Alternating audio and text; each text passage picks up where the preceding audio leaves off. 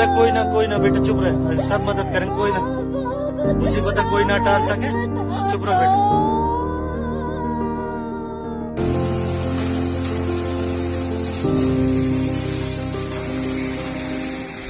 होगी आपकी मदद, होगी आपकी, कोई नहीं, आपकी मदद होगी, आप टेंशन ना लो।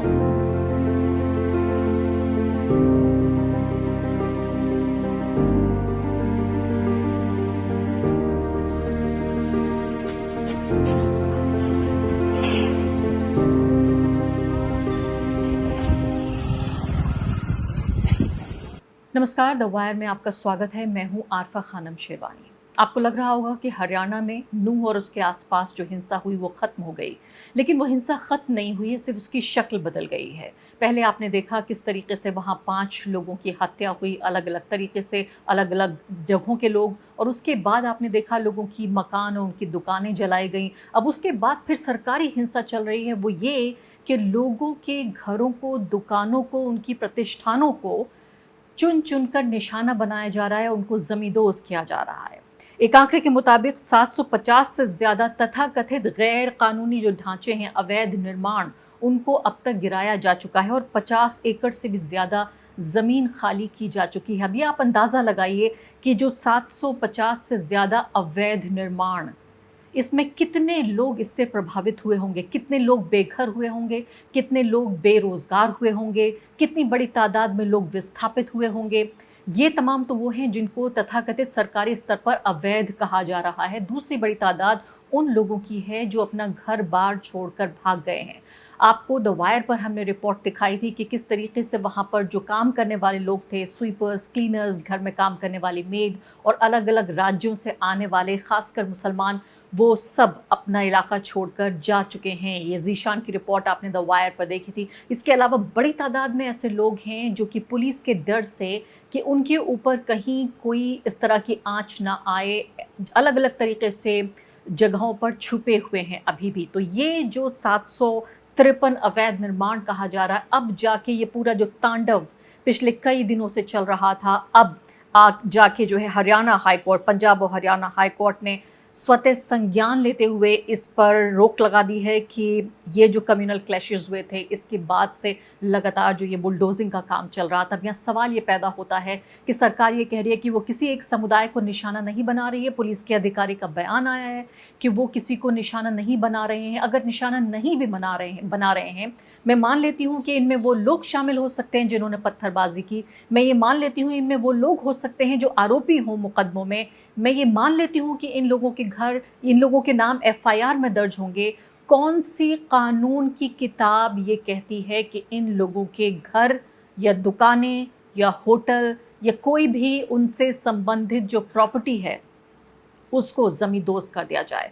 भारत में कौन सा कानून आजकल चल रहा है? अगर ये अवैध थे तो ये जाहिर है सालों से चल रहे होंगे। ये बहुत बहुत पुरानी बिल्डिंगें हैं जिनको ढाया गया है। तो अब तक सरकार ने, पुलिस ने, प्रशासन ने इस पर कदम उठाते हुए पहले से इन तथाकथित जो अवैध निर्माण थे उनको क्यों नहीं ढाया? इस दिन तक क्यों इंतजार किया? मैं कहती हूँ पुलिस को पूरा हक है, पूरा अधिकार है कि जिस तरीके से इलाके में 5 हत्याएं हुई हैं और लोगों ने पत्थरबाजी की है या जिन्होंने आगजनी की है, भारत के कानून के हिसाब से गवाह और सबूत इकट्ठे करे पुलिस और उसके बाद अदालत में जाए और वहाँ जज साहब, अभी भी भारत में जज हैं, अदालतें हैं, गवाह होते हैं, सबूत होते हैं, वकील होते हैं, इन सब की बुनियाद पर अपने केस को साबित करे और फिर इन लोगों को सजा हो। और जितनी गंभीर सजाएं होनी चाहिए भारत के कानून के तहत वो हों।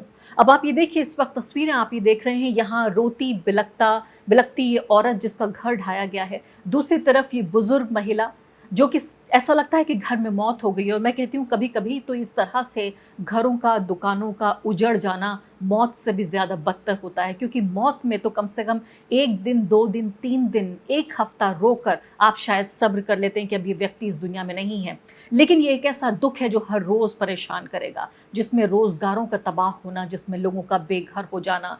अब ये तस्वीर आप देख रहे हैं, ये बच्चा, इसके बाप की दुकान डिमोलिश कर दी गई है, उसे ढा दिया गया है। ये बच्चा किरची किरची उठा रहा है। इस बच्चे की आप मनोस्थिति देखिए, इस बच्चे का मनोविज्ञान समझने की कोशिश कीजिए।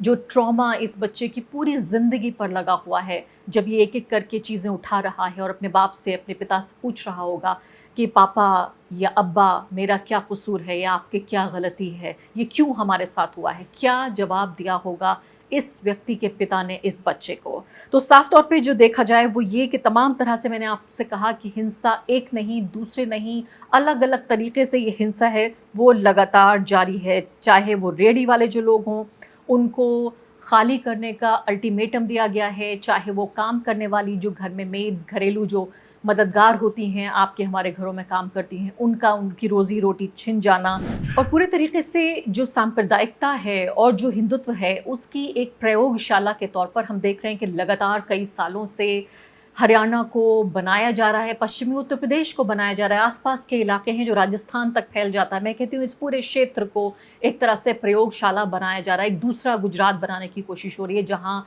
एक ख़ास समुदाय, मुस्लिम समुदाय के खिलाफ इतनी नफ़रत फैला दी जाए। यहाँ धड़ल्ले से बाकायदा नरसंहार की आवाज़ें आती हैं, यहाँ सामाजिक और आर्थिक बॉयकॉट की आवाज़ें आती हैं, यहाँ गौ रक्षा के नाम पर लगातार लोगों की हत्या की जाती है। आपको पता है कि इस पूरे विवाद की जड़ में भी ये जो यात्रा का पूरा ये विवाद हुआ, उसके बाद जो हिंसा हुई उस दौरान, उसमें भी वजह है गौ हत्या ही, और गौ रक्षा और गौ हत्या का आरोप और गौ रक्षा। यानी बताया जा रहा था कि ये जो नासिर और जुनैद हैं, ये दो व्यक्ति जिनको जो राजस्थान के रहने वाले हैं, उनकी जो हत्या की गई, उनको कार में जो जिंदा जलाया गया उन्हीं की कार में, उसके बाद से लगातार इलाके में नाराज़गी थी। जो मुस्लिम युवा हैं उनमें नाराज़गी थी। इस पर मोनू मानेसर नाम का व्यक्ति, जो कि इसमें मुख्य आरोपी है इस कत्ल में, वो व्यक्ति भागा हुआ है। उसको 2-2 राज्यों की पुलिस, ना तो हरियाणा और ना ही राजस्थान, एक तरफ कांग्रेस पार्टी की सरकार राजस्थान में हंसी आती है और दूसरी तरफ हरियाणा में देखिए भाजपा की सरकार, दोनों पार्टियों की सरकारें मिलकर इस व्यक्ति को गिरफ्तार नहीं कर पा रही हैं। फरवरी के महीने से ये व्यक्ति भागा हुआ है, इतना भागा हुआ है, इतनी दूर भाग गया है वो, ऐसा लगता है कि भारत का जो कानून का क्षेत्र है, जो जुरिस्डिक्शन है, हमारी जो जुडिशरी है उसका और जो पुलिस है उसका, इतनी दूर भाग गया है कि वहाँ से वीडियो बनाकर लगातार लोगों को ललकार रहा है और इस तरह की भाषा का इस्तेमाल कर रहा है जो यहाँ इस कार्यक्रम में मैं नहीं कर सकती हूँ। खासकर मुस्लिम महिलाओं के प्रति काफ़ी अपमानजनक भाषा का इस्तेमाल करके ये लोगों को भड़काने की वहाँ पर कोशिश हो रही है। इस व्यक्ति को नहीं पकड़ा जा रहा। तो अब ये पूरा जो मामला है ये इस हद तक रंग ला चुका है कि जो बीज बोए गए थे, सिंचाई हुई थी, उस सब के बाद अब फसल अब उग गई है। अब फसल काटने का वक्त आ गया है। आप जानते हैं राजस्थान में जल्द चुनाव होने वाले हैं। जो भारत में लोकसभा चुनाव है उसमें भी बहुत ज़्यादा वक्त बाकी नहीं है और इसी सांप्रदायिकता की जो पूरी भट्टी है उसमें बार बार ईंधन डालकर अब इस तरह से हमारे सामने हिंसा के अलग अलग स्वरूप देखने को मिल रहे हैं। ज़ीशान वहाँ पर पहुँचे हुए हैं और उन्होंने वहाँ पर कुछ लोगों से बातचीत करने की भी कोशिश की और ये भी देखने की उन्होंने कोशिश की कि ये जो पत्थरबाजी के आरोप लगाए जा रहे हैं इनकी क्या सच्चाई है। आइए देख लेते हैं। एक घर आप मेरे पीछे देख सकते हैं और उसके पीछे भी एक और घर है और यहाँ पर मेरे लेफ्ट में एक और घर है जो दिख नहीं रहा झाड़ियों के पीछे।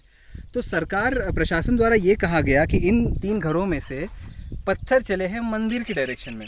नल्हर महादेव मंदिर जो है वो शायद आपको इस कैमरा में ना दिखे क्योंकि इतना दूर है, लगभग मेरे और उस मंदिर के बीच में 1 किलोमीटर से कम का फासला होगा। तो प्रशासन द्वारा ये कहा गया कि इस मंदिर के ऊपर यहाँ से पत्थर फेंके गए और इसी वजह से हम इन लोगों का घर तोड़ेंगे। ये जाहिर सी बात है, लॉजिकल बात नहीं है कि यहाँ से कोई पत्थर मंदिर के ऊपर फेंकेगा, ख़ास करके ऐसे लोग जो गरीब परिवार से आते हैं और उन परिवारों को अपना गुजर बसर करने में अपनी पूरी ज़िंदगी चली जाती है। इसके अलावा जो झूठ है और जो फेक न्यूज़ है उसका आप कारोबार ये देखिए, फेक न्यूज़ का बिल्कुल फलता फूलता कारोबार जिसमें अलग अलग तरह के यूट्यूब चैनल और टीवी चैनलों इन सब की बाढ़ आ गई है और इसके बाद इन सब को एम्पलीफाई करने यानी ज़्यादा से ज़्यादा दिखाने का काम करते हैं ट्विटर पर मौजूद जो भगवाधारी संगठन है उनके जो समर्थक हैं। यहाँ पर मोहम्मद ज़ुबैर का आप ये ट्वीट देखिए जिसमें ये आरोप लगाया जा रहा है अलग अलग ट्विटर हैंडल्स के ज़रिए कि महिलाओं के साथ उनका यौन शोषण हुआ, उनके साथ यौन हिंसा हुई है एक ख़ास समुदाय की महिलाओं के साथ, और बाकायदा यहाँ पर लोगों को हायर करके पेड एक्टर्स लाके इस पूरी कहानी को गढ़ने की कोशिश की गई।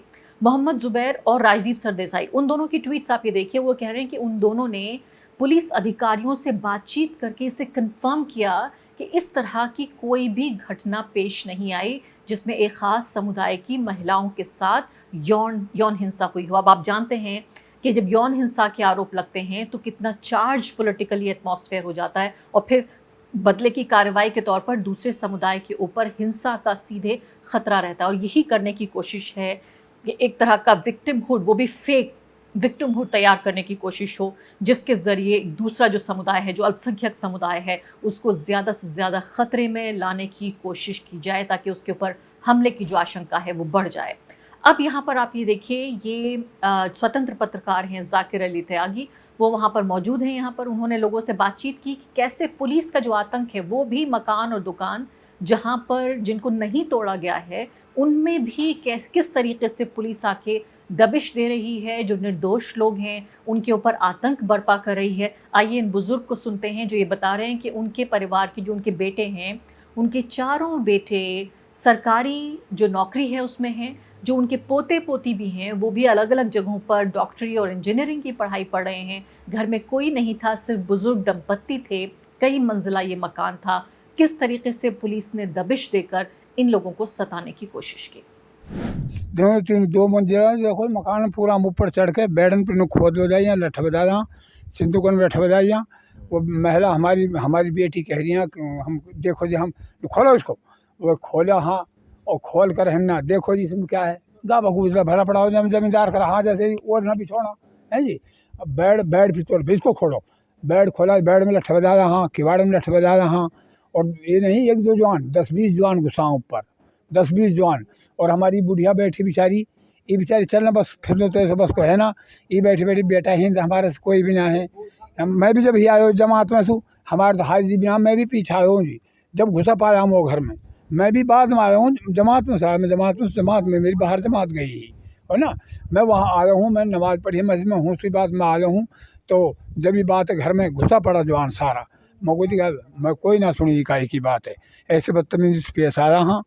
और बदअखलाक़ी करिए फिर, और फिर पानी पिलाओ हमें, फिर उनको पानी पिलाया हाँ, पानी पिलाया बेचारी नहीं बात है, फ्रीजर में से निकाल के बोतल पानी पिया उन्हें, सब ने पानी पिलाया उन्हें, 10-15 रुपया उन्हें करो जो भी उनको करो जैसे। ये हमारे साथ बदतमीजी करी है और बेजाय। तो फिलहाल जो ये ज़मींदोज़ करने का और जो मकान दुकान ढाने का जो एक नंगा नाच जो आतंक चल रहा था, वो तो कोर्ट ने इस पर कम से कम रोक लगा दी है। और मैं सोच रही थी हमारी अदालतों के कानों तक भी आवाज़ पहुंचते पहुंचते इतनी देर हो जाती है, जिसे अंधेर कहा जाता है। बिल्कुल अंधेर होने के बाद अदालतों ने कम से कम इस पर रोक तो लगा दी है, लेकिन अब मुझे ऐसा नहीं लगता कि फ़िलहाल ये पूरा जो एक साइकिल चल गया है हिंसा का, जिसमें हज़ारों लोग बेघर हो गए हैं, निर्दोष लोगों को जेल में डाला जा रहा है, कि इंसाफ की उम्मीद क्या वाकई अब इस बचे खुचे सिस्टम से की जाए या नहीं।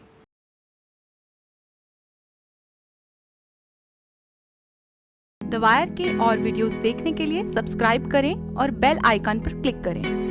स्वतंत्र पत्रकारिता की आर्थिक मदद करने के लिए डिस्क्रिप्शन में दिए गए लिंक पर जाएं और अपनी राशि चुनें।